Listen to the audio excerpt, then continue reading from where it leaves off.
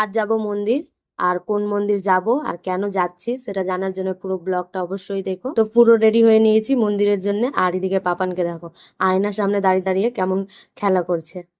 আ আ গরো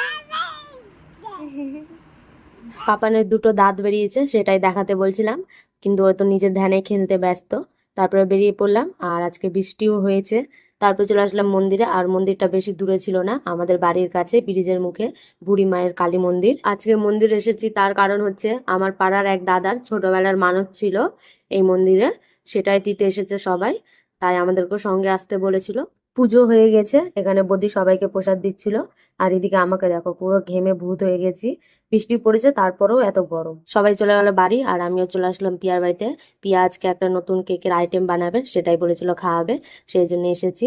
কিন্তু এসে দেখি এখন পর্যন্ত কিছু করেনি, কেবল ময়দা ঢেলেছে। একটু রাগও হয়েছিল কারণ অনেক এক্সাইটমেন্টে এসেছিলাম। তারপরে আর কি কিছু করার নাই, তাই চলে গেলাম সোজা ছাদে।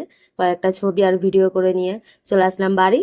ব্লগটা আমি এখানে শেষ করছি, দেখা হবে নেক্সট ব্লগে। এখনকার জন্য টাটা।